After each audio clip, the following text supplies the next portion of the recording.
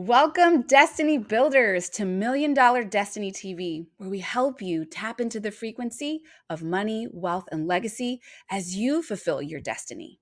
And we look at these topics through the lens of the kingdom perspective. Every high caliber expert we bring in is going to give you strategies and tools that you could take away at the end of each episode. And at the end of the season, we want you to be able to look back and say, wow, I was able to take myself to the next level wherever you were.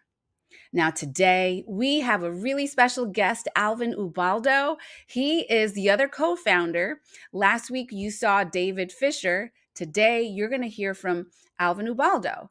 He is not only a husband, a father, but an excellent leader where he's constantly evolving himself, fearlessly and courageously going at the forefront of the group to charge forward to higher ground and leading us there with him.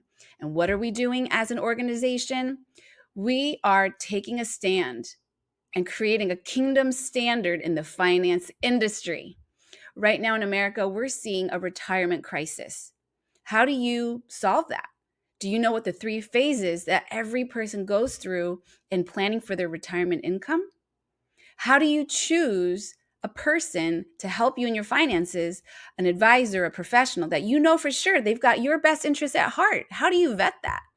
We're going to dive into some of this information today.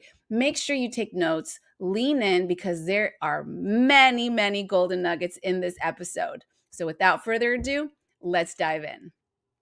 Is because somebody got sick, injured, or passed away, and their ability to create income was taken away, or they didn't pass away, and now they're at home and they need care, that destroys people's finances.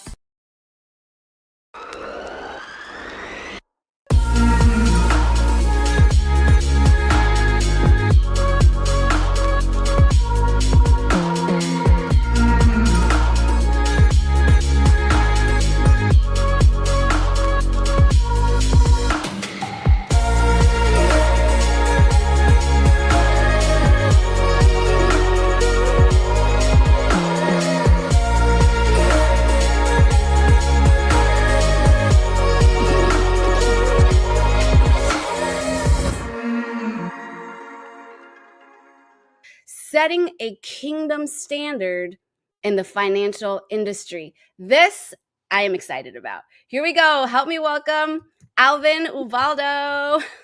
Hey. Hey. Mary. How are you?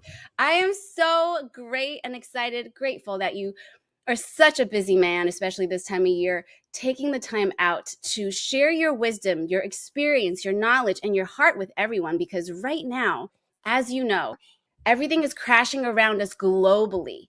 How can we stay grounded and rooted? How can we be in the world and not of the world and be successful? Let's go there. And by the way, Alvin, let's go all the way there. We can talk about kingdom all the way. Perfect. Well, that's a great question. First and foremost, I want to say hello to everybody, and I want to give props to Mary. Really appreciate you inviting me on here, because any opportunity that we can take to go ahead and spread the good word, talk about how great the kingdom is, especially on all items relevant, is a great day. And today we're going to talk about finances. Finances are important. It's kind of like air.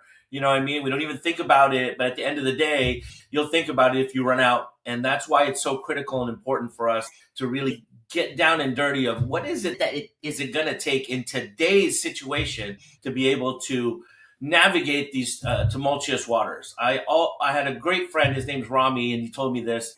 He's a great advisor. He said, any information, any education outside of the context of your personal situation is a waste of time learning. So inevitably, the questions you got to learn, though, is what is important to me? What is important to me, especially in today's times? And I'll tell you, everybody and their mama wants to tell you about how they can do better for you. But I'll tell you this, sometimes the best defense is the best offense, right? Sometimes the best defense is the best offense. And when markets are going down, you want to protect yourself. You want to make sure you're not participating. Everybody's in a pity party. I just choose not to join. So the question is, how can you, in a kingdom fashion, make sure that you're protecting your assets, your family, your ability to work, all these crazy things. So let's start there. Mary, what are you thinking? What do you think your audience is thinking about what's going on here, and what do you think they want to hear about that? I think, first of all, I want to say this what I think about kingdom entrepreneurship and what does it mean to set a standard, a kingdom standard, right? Because I think if we can define that, people will have their aha moment of why selecting a kingdom minded entrepreneur to help them in any area, but today we're talking about finance, is so critical. So how do you define being a kingdom entrepreneur or kingdom citizen? That's a great question. And so let's set some guidelines, right? When it comes to the financial side of business, there are really two types of worldly standards, right? There's suitability and there's fiduciary. Okay? Mm, Suitability means that is what I'm suggesting for you as a professional suitable for you for your particular situation? When put under scrutiny, would it stand the litmus test, and would everybody reasonably see that, man, I did the most suitable thing for you? Now, that's one standard. And to be honest, it's kind of like the bare minimum. You move up to the next standard, being more of a higher level fiduciary standard. There entails more licensures, more items. Now, what happens is legally, as a fiduciary, it's my responsibility to make sure that I do nothing that puts you at harm, and I've done everything reasonable and within my ability to make sure that we mitigate your losses. Right? That the financial tools, financial vehicles that we put you in are totally suitable, and over the long term are going to make sure that they prove profitable to you. Now there may be some ups and downs, but again, herein is the dilemma, right? Everything's gray. The world is pretty gray. You know what I mean? It's not that black and white. We just chose to take one higher level standard, which is obviously the kingdom standard. And the kingdom standard is a scripturally based, biblically based win, win, win. Three W's. If it's not a win for everyone, or there's a slight chance that it's not a win for everyone, the kingdom standard says we don't do it. Gray is not where we live. We live in black and white in the kingdom standard, right? that's Because it. it's either good or it's bad. And we have a saying, at least in the Valoram Group, which is good ain't easy and easy ain't good. You know what I mean? So we want to make sure that we're making it clear cut. So that's really the standard. And when people are looking for that, it's really easy to see if these things are good. And I want to tell you, I'm going to plant one word in everyone's mind. It's called guarantees, right? Guarantees are a hard word, hard pill to swallow, because it's undeniable, meaning that guaranteed you're not going to lose, guaranteed you're going to get this return, guaranteed you're going to do this. It's versus like potential, forecasted. Those are worldly words that could potentially equal to disaster. So one last thing is kingdom is guarantees. It's win, win, win, and it's guarantees. When we know 5 years from now when something's going to happen, we guarantee that it's going to happen, because we only delve in tools, products, vehicles that provide guarantees. I hope that makes sense. And clarify that for the audience. What do you think their biggest concerns are when it comes to that? Because I know that people call into you all the time and talk to you about, hey, here's my concern. I'm working with this advisor. What do you think their biggest concerns are? I think the biggest concern people are having is not knowing how can they vet an advisor? How can they know for sure that this person is trustworthy? Not just because they are able to be eloquent or dress well and present and give the look. How can they actually know that behind they have the heart to serve correctly? And that's the problem. This industry has been highly regulated multiple times, especially in the past 3, 4, 5 years. Major scrutiny because of that. People live in the gray area, and then 5 years later, they're like, "What happened?" There's only three types of people, right? People that make things happen, watch things happen, and then they're like, "What happened?" We don't want you to be that person. We don't want you to be that person. So I that's the first part. You know what I mean? So go I ahead. think you had a really good point right there is that people twist words. They think that if they're giving you the half truth and they're only saying part of it so that the rest of the sentence you're completing it in your own mind, and they know that they're leading you to fill in the blank in a way that isn't totally true, I would call that deceptive. And I have seen that time and again in this, specifically in this industry, and it really hurts me to be on the receiving end of that experience, and then to see others, now that I'm on the back end of it, perpetuating that and teaching others to keep doing that. And that's why I even wanted to have this conversation with you publicly, because I want people to know what the Valoram Group stands for and what the people you're attracting stand for. That's why I'm here with you, and with David and everybody else. I'm on the inside and I'm seeing everyone is serving this higher law. I think that what people can benefit from understanding what we mean about citizenship, kingdom citizenship. We live in the kingdom of heaven. That's what kingdom is. And if we understand that the country we come from, the kingdom, has no poverty, no violence, no oppression, we happen to be on earth colonizing, preparing the earth for the kingdom of heaven to come. And if you're looking for whatever type of business interactions from a professional, and you choose someone who has that mentality, because they're serving a higher power. So that's what I mean by, like, I think if you want to choose someone who has that belief system and openly leads with that authentically, you're going to be in good care. However, do you think that there's still a possibility people can use that vocabulary to trick people, because people are going to be tricky anyway? That's right. Well, we're talking about that, right? We're talking about playing on words. We're talking about twisting words. And let's just talk about it. Let's arm your viewership with some words that they need to make sure of, Like that are in the conversation when they're having them. Number Ooh. one is guarantees, Mm. right? If a person speaks of guarantees, it's very difficult to speak of guarantees if it's not guaranteed, right? So the question you need to be asking is, what is the guaranteed return? What is my guaranteed outcome? Okay. Second thing is, you're right. There's religious ease, right? People speak religion, speak faith all the time. Where I came from, there's this like, oh, faith, family, finance, and a lot of these things, but it was rhetoric at best. And until I started finding the power of being in the kingdom, being a son of the king in the kingdom, and understanding what kingdom principles are, there's a true difference between Christian business people and kingdom based entrepreneurs, or kingdom agents and advisors, because we're at the highest standard. So no one will talk to you about guarantees if they're just talking in the gray area, because they're going to be caught. They're going to be in trouble.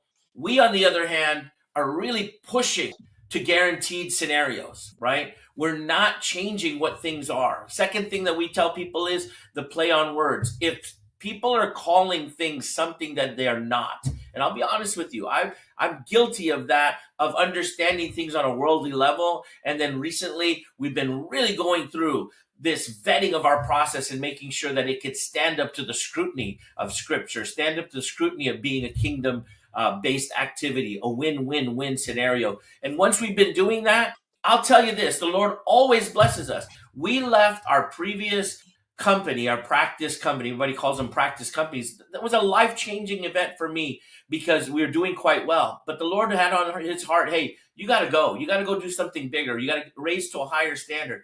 We did. The moment we raised to a higher standard, man, everything exploded, as probably Fisher told you guys in the previous one. It's just crazy what has happened, because business has been exploding because we've been obedient. So when people start talking to you and you're trying to vet the people that are going to help you, those are very, very critical, right? Forget about gray, forget about potential, forget about estimates, forecasts. Ask what is the actual guaranteed return. It'll tell you real quick whether people are talking to you about your best interests, right? Because I'll be honest with you, and unfortunately, in this industry, what we suggest as advisors can unfortunately determine what we make as advisors. Mm-hmm. And guys, you know this. It's how come evil is always more highly funded than good? It's easier to do things the evil way, and it's more you're drawn to it because, let's be honest, people act on greed. People, they say sex sells, greed sells, all those things, lust sells. That's what sells. We do things that probably will reduce our income, but it's what's best for the client. And most of the time, Mary, the client doesn't even know it's going to be better for them, but we do it anyway because we want to make sure down the road, I'm going to be your advisor for life. That advisor that's going to be advising you, that's Kingdom, is going to be advisor for life. When they meet with you 2, 3, 5 years down the road, you've got nothing but accolades because you're like, man, everything you told me that was going to happen has happened. Mhm. That's the scrutiny, right? That you need to ask. That's why ask those right questions. I hope that Mhm. helps. I hope that. Totally helps. So what he just said was watch out for play of words. If they're trying to twist things around, you got to have a level of discernment. And Mhm. number two, ask for guarantees. Ask for what's guaranteed, what's not, and listen for the vocabulary that they're using. And it'll give you some really good clues of which way it's going. So thank you for that.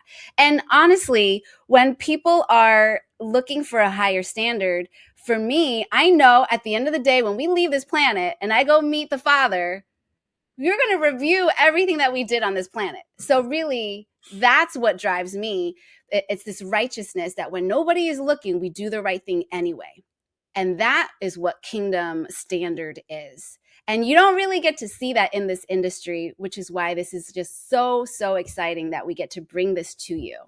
Now, I want to shift gears here really quick. Now, when we're talking about retirement, is there a one solution fits all? What are your thoughts on, should it just be like, okay, you get this solution and that's it? How do you go into that conversation with clients?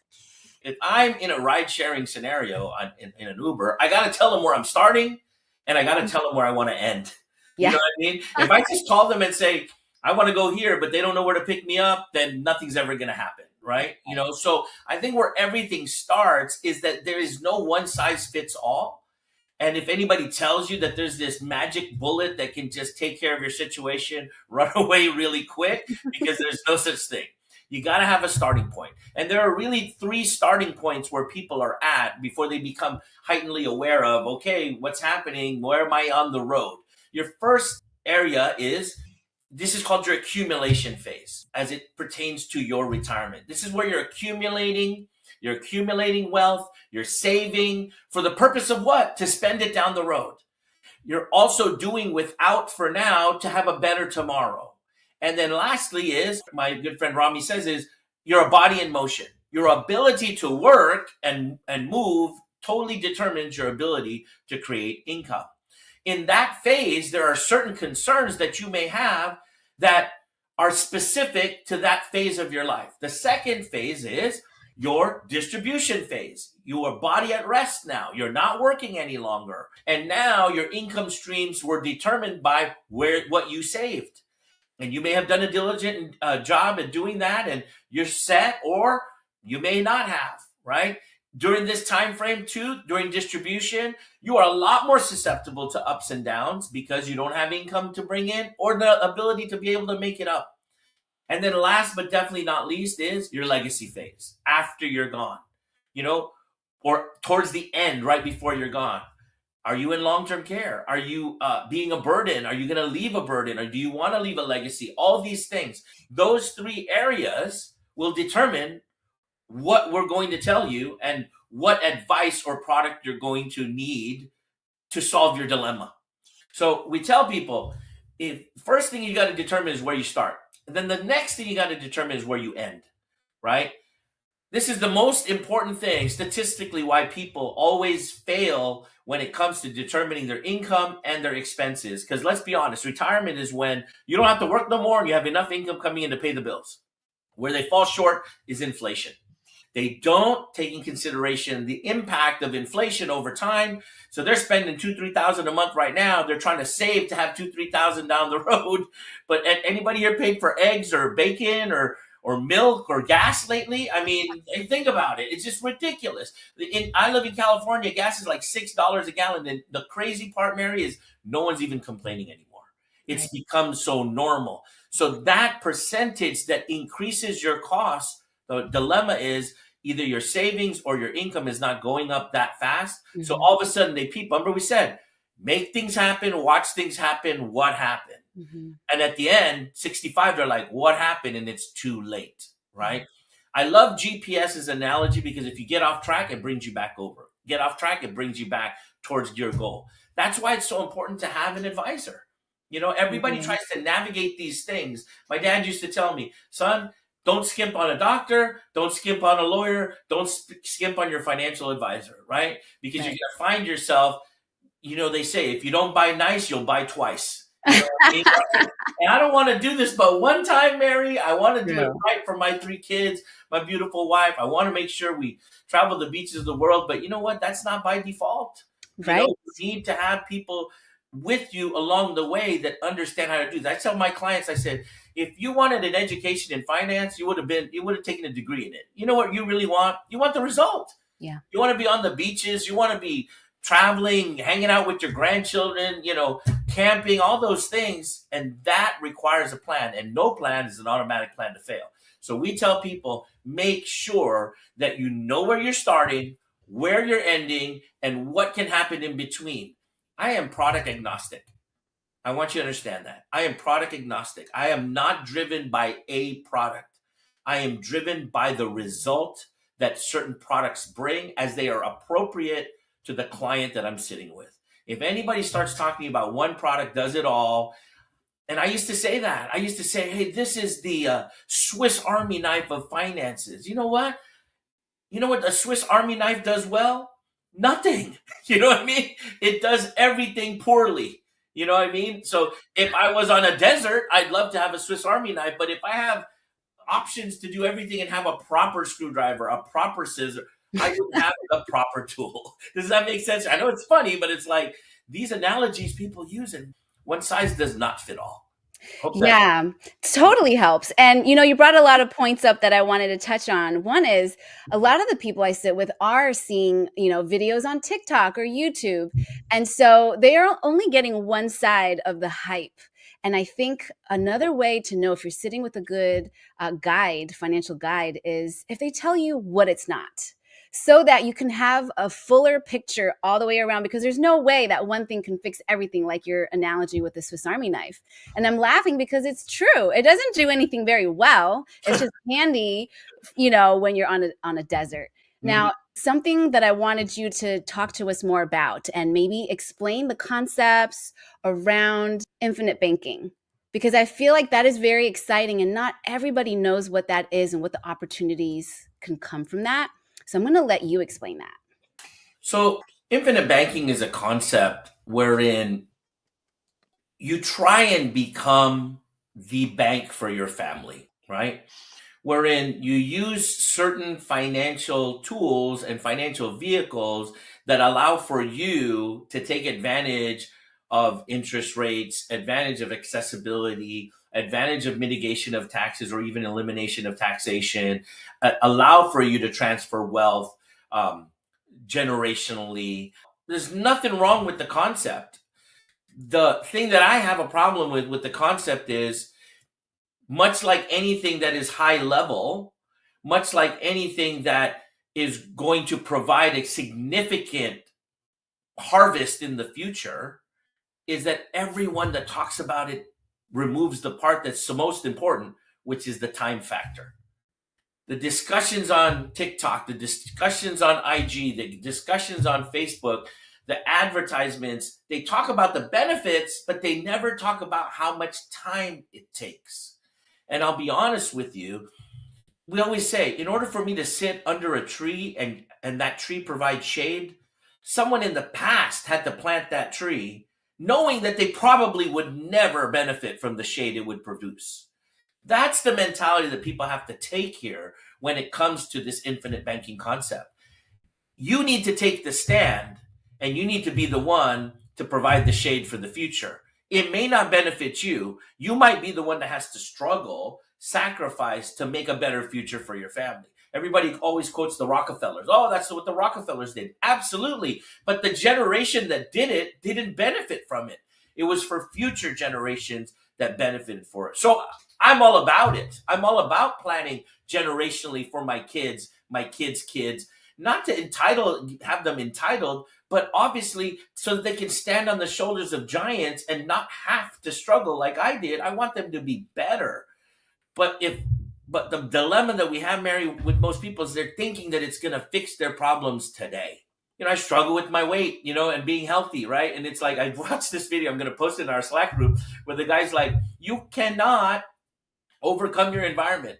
So when there's in my environment a pack of Oreos, I can't overcome it and I just want to eat it, right? You know what I mean? Yeah. And so I look at it and I say, if I eat that row of Oreos, okay, not just one, right? I have one, I have one more. Next thing you know, I ate the whole row with the milk and everything. Well, that's good. That's terrible because I mean it's 1,000 calories, or at least like that. They're all empty. Now here's the thing: there is nothing that's gonna fix that except weeks or months of eating right Mhm. to fix that. There's not a magic pill that's going to fix it. And the thing that I have against the one thing I want to make sure everybody understands with infinite banking is it is an awesome concept. Think about it. For you to be able to provide a scenario where your family down the road can use money from your own accounts, whatever accounts it was structured under, wherein they can borrow the money out, the family will receive repayments into that account, and the family account, the infinite family account, will receive the interest. And in many cases, if structured correctly, when the money is borrowed out and used over here to make an investment, send somebody to school, what have you, the money is still in the account earning interest, right? That's called positive arbitrage, positive interest arbitrage. That's the whole goal of it. But positive interest arbitrage only works when there's money in the account, right? And unfortunately, the people who are on Instagram and TikTok, they're making it seem like it's a bullet that can save you today from the sleeve of Oreos you just ate last week. And that's not the case, right? This is something that in the future your kids could benefit from. Definitely your kids, because there's also a complement of death benefit in there. So when the death benefit occurs, that death benefit's put right back in tax free into this trust account or this infinite bank account. Next thing you know, boom, it's funded like crazy. But remember, we said in order for somebody to have shade today under a tree, somebody decades ago planted it knowing they would never ever benefit from it. Me getting an insurance plan and having it pay out is something I will never benefit from upon my death. It is for everyone else to come. So that's the most important thing. Now, is it great for the future? Absolutely. But if you're 60 years old and you're thinking IBC is going to help you retire, again, that's not I can't tell you that's true because that's not kingdom. Mm. So does that make sense, Mary? You know what I mean? Total sense. Total sense. All right, guys, we're going to break to a quick commercial and we'll be right back. Don't go away because we're going to talk more about strategies that you can implement right away. Are you looking for support with your retirement strategy? If so, we'd love to help you at the Valoram Group. If you have a 401k, an IRA, or a pension, if you have an inheritance or a settlement and you're not sure how to protect and grow it, give us a call. We're here to help you reach your goals. Welcome back, everyone. We were just talking about before this little break that don't look at these concepts like it's going to save you as a silver bullet today in today's world. And I think I'd like to segue now into how else to make sure that people don't get tricked or duped or, Alvin, how would you approach that? Well, I think that the first thing, Mary, that people need to understand is what are the vehicles and what they actually do, right? You know what I mean? Let's talk about cash value life insurance, right? You know what I mean? And that comes in the form of index universal life insurance, variable universal life insurance, whole life insurance, universal life insurance. Let's talk about that. And on a kingdom level, I would rather talk about guarantees, like we said, right? Now, which products have certain guarantees? If you've got products that whatever product it is, let's talk about it having a guaranteed return. So now you think to yourself, okay, if I'm investing in a 401k and it's not guaranteed, right? Everybody knows it's gone up and down and up and down. And if you're as old as me, then in 2008, most people lost their shirt. 50% of their market value share was gone because of the crash. That was due to 401ks, right? Now, is there anything wrong with 401ks? Absolutely not. So long as you understand what it can do for you. And what is a great thing a 401k can do for you? It'll give you very high highs when the market goes up. And if you're dollar cost averaging, which means you're buying the same amount even though when it's down, when it bounces back up, you're going to catch back up. Just know that there's going to be fees involved. There's know that it's not going to return 10, 12, 15%. You're going to get 7, 8, 9s based on when you come in and when you come out of the market. But the best part of the 401k is when you work for a company, they give you a match. And let's be honest, they know nothing better than free money, right? So when you get free money, that in itself is a 100% return. I mean, nobody can beat that immediately. So that's why a 401k is great. Now, anybody ever had their parents say, don't put all your eggs in one basket? Well, then of course not. You should balance that, hedge against that by utilizing something with guarantees.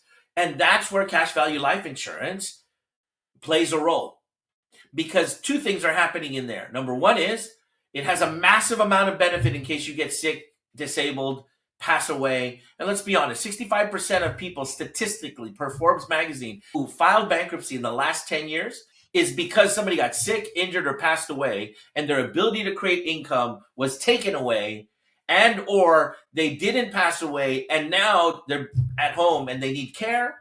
That destroys people's finances. COVID was a perfect example of that. That's why there were so many laws that were passed that now increase the ability for you to access funds when you got sick. Think about it. The government became the insurance when people couldn't work. Now that that's done, that could happen again. Wouldn't you want your own private scenario where I get sick, I get injured, I can pull money and not be a burden to my family? You know, Mary, the difference between, I'm doing it right now. My mother-in-law 2 years ago at 80 years old, like statistical clockwork, had a stroke. And now we're taking care of her. She's paralyzed on her left-hand side. We do the caregiving. We have a caregiver. I mean, it is not inexpensive, and we love her to death. But the difference between a caregiver and a care manager is funds, right? So the first and foremost thing in that value of life insurance is the life insurance part. In case something happens, it's going to be there for you. Now, secondly, because of the cash value part, it allows for you to access money that is growing in that account. And like we said, make sure you use one that has guarantees so you can forecast properly and say, okay, it's there. Now, here's the beauty of it. When you're in retirement and your 401k is going down a little bit, that's not the best time to pull money from it and spend it as your income. So instead of spending money from your 401k, your cash value life insurance, that's where you can access, because it's got guarantees. It will always grow. Why sell off 401k shares when they're down and perpetuate your loss? Take your money from your other basket. That's awesome. That's dollar cost averaging your income.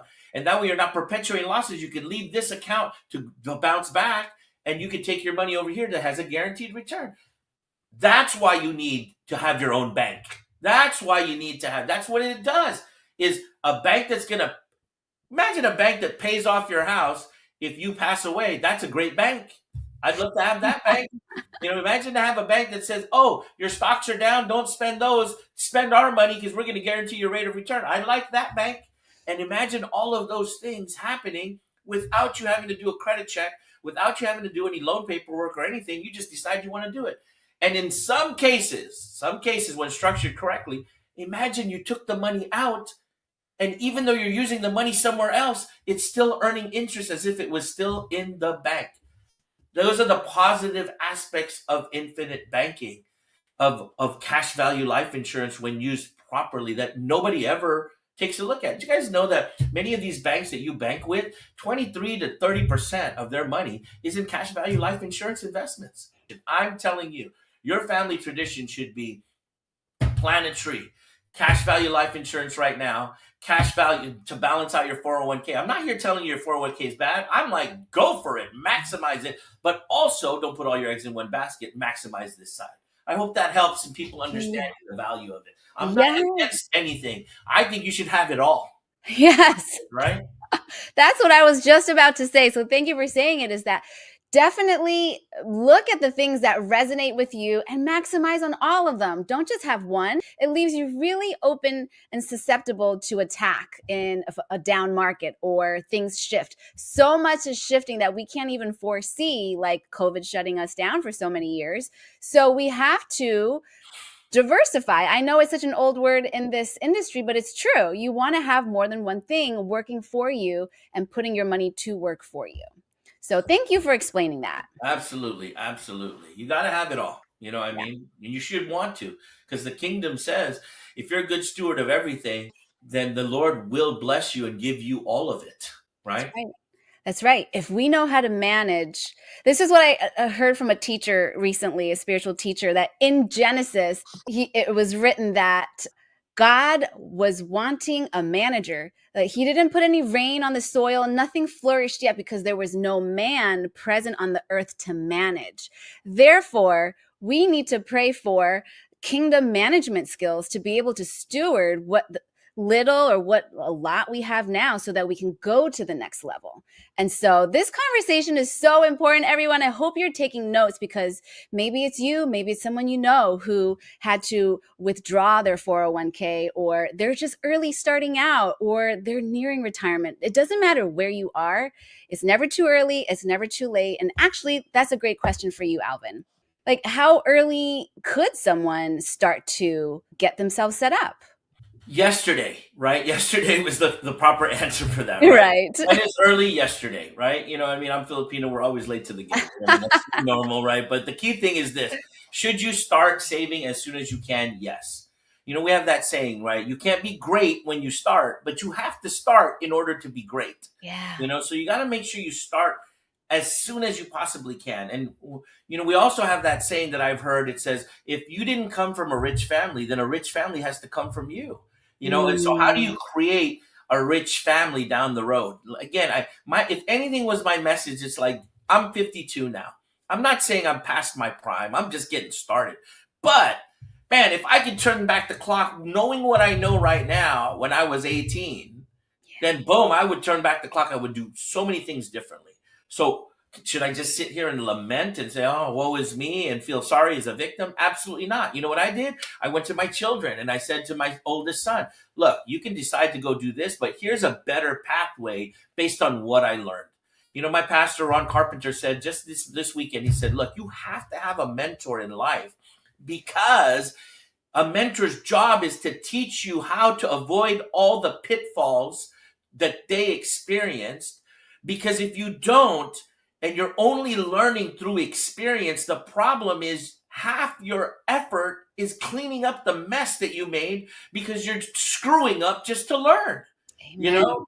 So Amen. I look at it and I say, man, though it took me, I'm late to the game. I'm late to the game of the kingdom. I'm late. Yeah, never too late, but I'm late in essence of the timeline. We know the Lord works outside of time, not in Right. time, right? But Right. in that case right there, okay, so what do I do? I need to impact my kids. Yeah. So let's talk about that. Well, how can you impact your kids when it comes to finances? You can start saving for them, right? And again, believe you can start saving in any potential. There's multiple things that you can use. You can use a 529 plan, a regular IRA for your child. You could do all these things. You could use a cash value life insurance plan. You know, there's many ways to do things. Recently have been working with a lot of tax attorneys because I want to understand the tax code, right? Because the tax code was written for people who have money, not for the people who don't, right? Yeah. You know, so I want to learn how to take advantage of those things. And here's some of the things he said, like, hey, if you own a business, you can pay your children. You could you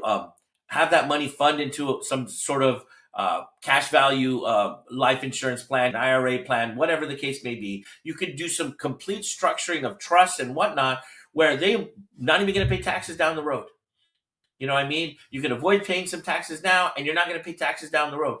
I'm no tax person, but my number one advice to people is this: stop trying to figure out which is the best. Do them all, right? A little bit in all, right? Because you look at it, if insurance was so bad, banks wouldn't use it. Mm, If 401ks were so bad, companies wouldn't use it. If 529Bs were so bad, the government wouldn't sponsor it, right? You know what I mean? And give it advantages. So forget about finding only trying to do the best, do them all.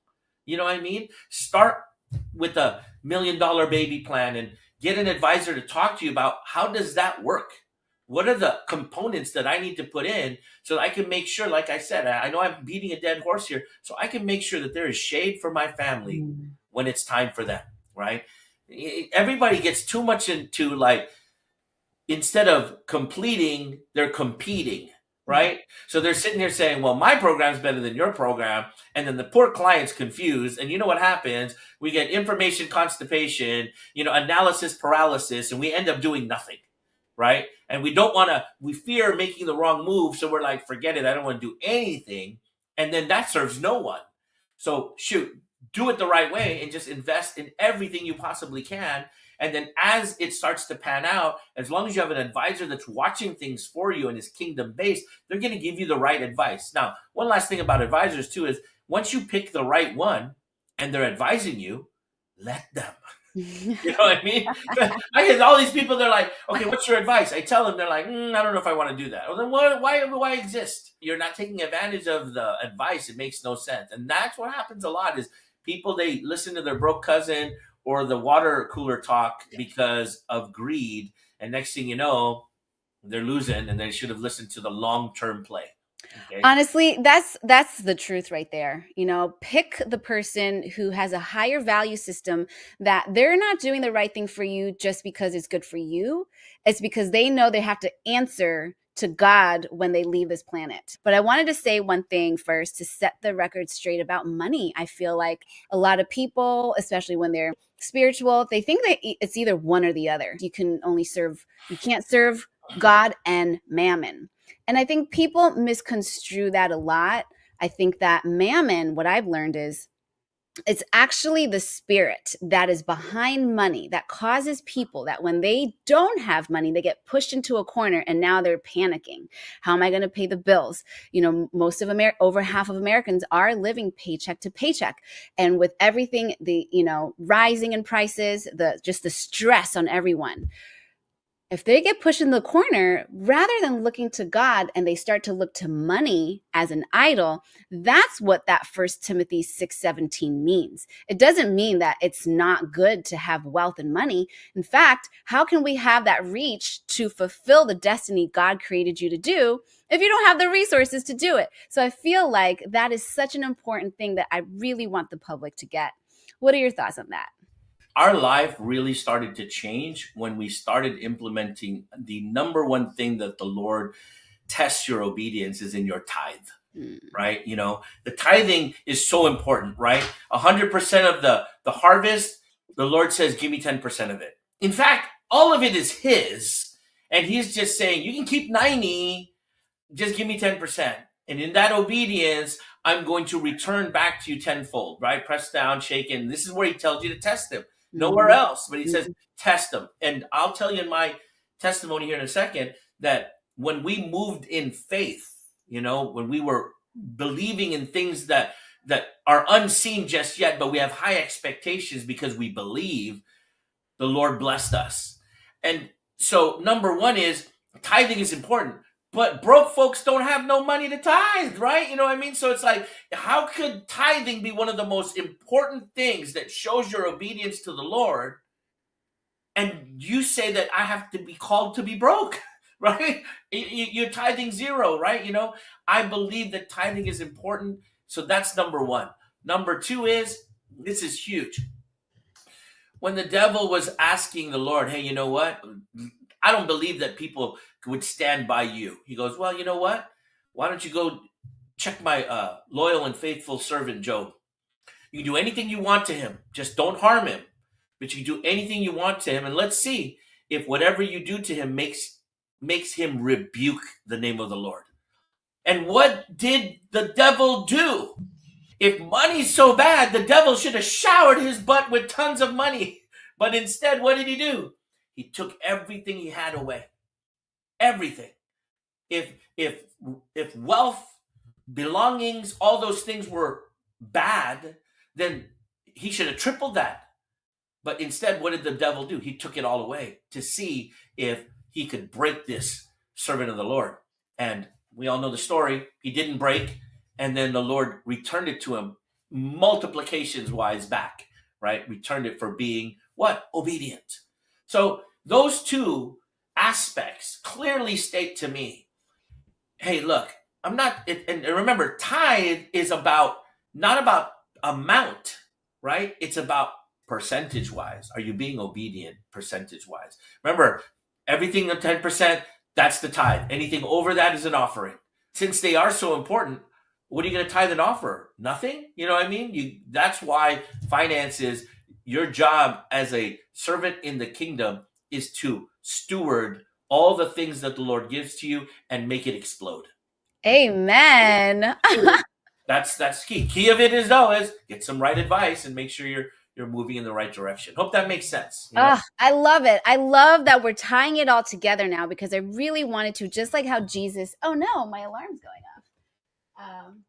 Just like how Jesus went to Peter to first minister to him about his business, his fishing, and then he would be open to hear and follow Christ. And so I'm glad that we're tying it all around full circle now, because at the end of the day, it is about serving your destiny, why you were created. Now, Alvin, I want to hear all about your testimony. I'm sure there's many. Which one would you like to share today? I will tell you, I was actually in a business event, and so I was sitting there, and this is no joke. I was like, okay, I was not in the right place when it came to my faith, but there was an altar call, and Mary, there's this big dude who's sitting in front of me, and his buddies were there, and I could tell because the preacher was saying, I could tell the Lord saying there's 5 more people, 10 more people. And then he's like, 50 more. I can feel there's 50 more people that want to come down here. And this dude, his friends were like, I think you should go. And he's like, no, man, no. And I could see the struggle in his, I was behind him, but I could see him like, no, man, no. And in my mind, I said, Lord, if this guy goes, I'm going. You know what I mean? And my wife, Marcia, was sitting next to me. She didn't know I said that. But in my mind, I was like, if you can move this mountain of a man who's already resistant, I'm gonna go. And next thing you know, Mary, he was like, no, no, no. And then the guy says, I think there's 5 more. And then he goes and he got up and went down. I was like, all right, I'm going. I gotta go. I gotta go. So I walked down there, and my wife was raised as a Christian. My wife Marcia, and I call her the Alvin Whisperer because she's always been in my ear about, hey, we're destined for greatness. You're destined for greatness. You know what I mean? She's a great partner to my relationship. She's the queen to me being the king. And the bottom line is that we found a church here in San Jose called Redemption with the Carpenters, Ron and Hope Carpenter, and that just really changed our lives. I remember that one of the first sermons that I ever heard, he says, if you are doing everything that you can to follow what Jesus is expecting of you, there is no way you should be broke. There is no way that you should be suffering. That's just not what it is to be in the kingdom. And I was like, wow, he's so right. And then my wife told me, let's tithe. And I go, okay. So we started tithing. This is an important part of our testimony. We started tithing, and it wasn't 10% of our income. People say, hey, is that before tax or is that after tax? What is that? You know what I mean? Right? I was that guy. I was like down to the dollar, right? So I said, okay, let's tithe. And we tithed just a little bit and a little bit of an offering. And then all of a sudden, some miraculous financial things happened to us that was like, I couldn't explain. I was like, wow, this is awesome. And then I kept listening. The environment of my pastor telling me this is very, very important got me to say, okay, so we started tithing our income, and our income was not small, but it was not large, but it wasn't small. So we started tithing. It was a large amount because I came from a Catholic church where we put $10 when the plate came around, and we thought that was tithing, right? I even had a kid friend that would take change, he put money and take change out, right? Yeah. So I was like, all of a sudden we started writing big tithing checks every month, and then all of a sudden our income just started rising. Yeah. Our businesses just started growing. I mean, it just started exploding. Things just started happening for us that normally would not happen, and business was just flourishing. And next thing you know, our income was just exploding. And then I as a business person, said, "Hey, if I tithe 10%, what if I tithe 20%? And I want to tithe to the income I want to have." So I started doing that. I started tithing to the income that I wanted to have. And what's funny is within months, the Lord raised the income to match that. I said, wow, I think I got something here. So I kept raising it and raising it and raising it. And I get, every time I write the check, I'm like shaking, you know what I mean? Like, is this going to be the time? And you know what's happened, Mary? Yeah. The check, it's almost like the 5 fishes and the loaves of bread. It never ran out. The casks of wine. It's like, no matter how big a check I write, and I'm not saying this to impress you, but to impress upon you what the Lord has really done. my pastor had said something where there was this a well successful person that was known to give churches a massive tithe to help them get started. And she was telling a story. Hope was telling a story about how this preacher was at their church and they were at dinner and they were like, "Oh, I hope this guy's going to bless us like he blesses other people." And then he wrote this big check and then he passed it in front of Ron, passed it in front of Hope, and then gave it to another preacher that was visiting and sat at the end. And it was like almost like a slap in her face, she said. It's like, what? And she was saying, someday that guy's going to give me a check. And the rejoicement was that like 15 years later, this guy finally writes them a check, right? And the Lord put on my heart, he says, you know what? Someday you will write that check for them. Someday I will bless you and you will be the one to give them that check. You know what I mean? And the amount is unimportant. It's a large amount, but this was 6 months ago, and just about 2-3 weeks ago, we were able to write that check. Oh, wow. And I'll tell you, Praise the Lord. it's not to show how good we are, Right. but it's to show two things. Number one is, when I said that, I thought someday down the road, a year, 2 years, 3 years from now, we'll be able to do that. But the Lord of I Am is an unlimited and full, has no limit to his capacity. Mm-mm. And he was like, you know what? Because you've been obedient, that someday is coming up here in 4 or 5 months. Amazing. And it was pretty incredible that we were able to do that, because it's a testimonial of what happens when you're obedient. The Lord can move mountains, because there is no way we were supposed to be able to do that and still have an abundance in our accounts. You know, I mean, again, not trying to impress anyone, but it's just, it's in the glory of, it's all for glory to glory that he's been able to do this for us. And I'm just saying this because if I knew, Mary, that what I needed to do was just throw off some simple worldly things, Yeah. and I would have the life that I have right now, I would have gladly done it any day of the week that ended with a Y. You know what I mean? Any day I would have done it. But the problem with most of us believers is that we believe, but we don't believe that it could happen for us.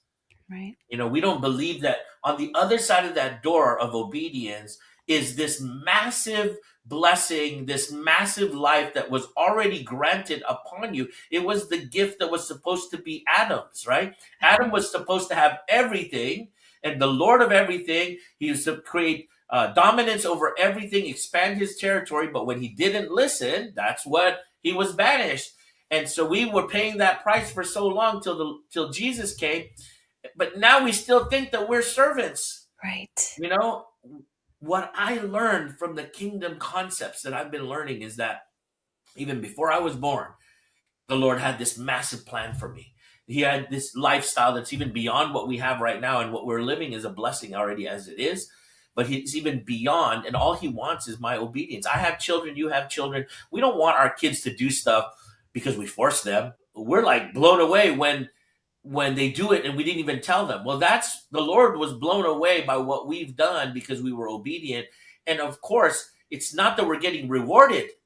You know what happens is the door unlocks to the room that it was already ours. Yeah. You know, and that's what's been happening for us. Mm-hmm. In multiple ways, the business is exploding, our agency's exploding. And he says, and I'll close with this: when you're obedient, the Lord will put you in houses you never built, Mm-hmm. from trees that you never planted, put you in rooms with people that you don't belong to be with.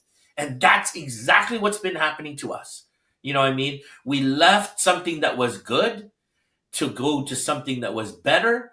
And now it's just happening with us again. You know, it's next time we talk for another podcast next year, I'll respond and give you an update. But right now, as we speak, and you know, because you're privy to what we're doing, we're going from good to better to greater to glory, because we've been put into rooms that we were never, ever, ever supposed to be in, only but because we were obedient, the Lord opened these doors. So my message to people is this: find out what the true kingdom is all about, and you'll change your mind, and then you'll be like, wow, working for the kingdom and helping other people, the more people you help, the more impact you make, the greater your glories are going to be. So I'm excited about that. I hope that helps your viewers understand that they too are like this quick. It is not years. It is like weeks and months from the point that you're obedient and you start doing the things that you should be doing under the kingdom. Do these blessings just start to happen? I tell people, I used to say to people, my life's so surreal, I don't need to lie. And it was true then, but man, it's even more truer now. If I even told them what would be happening, they wouldn't even believe me. You know what I mean? I So love it. I love it. Thank you so much for sharing that testimony. I feel that it's so important that you gave that piece because that's the golden nugget. That's the heavyweight hitter right there because when we have it from the spiritual and that understanding and that transformation, everything else flows and then the icing just comes. All that you want, just the doors are flung open like he promises. absolutely. Alvin, thank you so much for your time. I really appreciate you sharing your wisdom, your presence, your knowledge in all the aspects, spiritually, financially, and I just appreciate you so much. Thank you so much. Thank you, thank you, thank you. Anything I could ever do to help, just call upon me. We'll be here. Talk to you guys soon. Bye Thank bye. you. Bye. All right, guys. So I hope you guys took notes and leaned in and share this with people that you know that need it because we and you are created for such a time as this. God knew every hair on your head before he created the whole universe because he knew there was something that he created you for. Now, do you know what you were created for? And that's why this show is here to help you tap into money, wealth, and legacy while you fulfill your destiny. Guys, next week, we're going to be listening in with Dina Atkinson. You're going to want to hear what she has to say about creating structures to house the money that you are working so hard for so it can go on perpetuating through the generations, on and on and on, way past the time we've been here. So I will see you guys next time. Bye.